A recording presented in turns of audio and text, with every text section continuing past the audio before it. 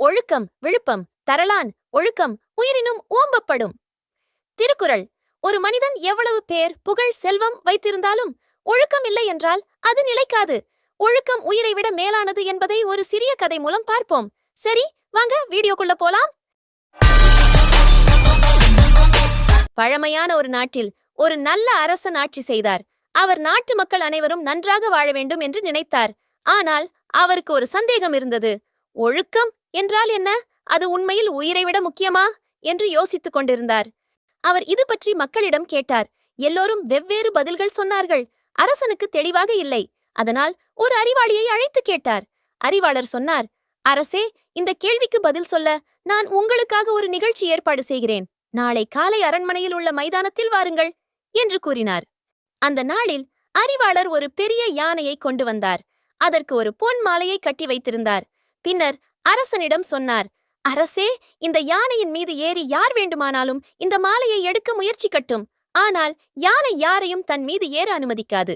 இருந்தாலும் யானை மீது ஏறி ஒரே ஒரு சிறுவன்தான் அந்த மாலையை எடுக்க முடியும். அந்த சிறுவன் யார் தெரியுமா? அவனின் பெயர் அஜய். அவன் ஒரு பாசமுள்ள சிறுவன். எப்போதும் நேர்மை, மரியாதை, சுத்தம், பொறுமை, உதவி செய்யும் குணம் போன்ற நல்ல ஒழுக்கங்களுடன் நடந்து கொள்ளும் ஒருவன் அவன் என்றார் அறிவாளர்.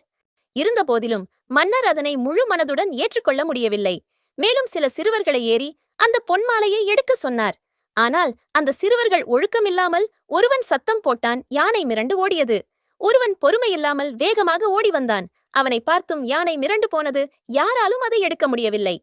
இந்த முறை அஜய் செல்கிறான். அஜய் யானையை வணங்கி யானையிடம் அன்பாகவும் பாசமாகவும் பேசி தடவி கொடுத்தான்.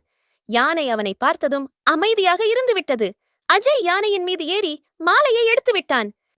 மக்கள் அனைவரும் ஆச்சரியத்தில். அவர்கள் கேட்டார்கள், ஏன் யானை அஜயை மட்டுமே ஏற்றுக்கொண்டது? அறிவாளர் சிரித்துக் கொண்டு சொன்னார், ஏனெனில் யானை நல்லது கெட்டதை உணரக்கூடிய அறிவுடையது. யாரிடமெல்லாம் ஒழுக்கம் இருக்கிறதோ யானை அவர்களிடம் பயமில்லாமல் நடக்கும். அரசன் உணர்ந்தார். அவர் மகிழ்ச்சியுடன் சொன்னார், இப்பொழுது எனக்கு புரிகிறது. ஒழுக்கம் என்பது உயிரை விட மேலானது. அது மனிதனை உயர்த்தும். அதை வைத்திருப்பவனே உண்மையான சிறந்தவன். மக்கள் ஒழுக்கத்துடன் இருந்தால் நாட்டில் குற்றங்கள் குறையும். எனவே நல்லாட்சி புரிய முடியும். மக்களை மகிழ்ச்சியாக வைத்திருக்க முடியும் என்று உணர்ந்தார். குழந்தைகள் தெரிந்து கொள்ள வேண்டிய பாடம். ஒழுக்கம் என்பது நல்ல பழக்கங்கள், மரியாதை, நேர்மை, பொறுமை, கருணை போன்றவை. நல்ல ஒழுக்கம் இருந்தால் மக்கள் மட்டுமல்ல, ஜீவராசிகளும் நம்மை நம்புவார்கள். ஒழுக்கம் உள்ளவன் எப்பொழுதும் உயர்வடைவான். ஓகே குட்டீஸ், வீடியோ பிடிச்சிருந்தா லைக் பண்ணுங்க.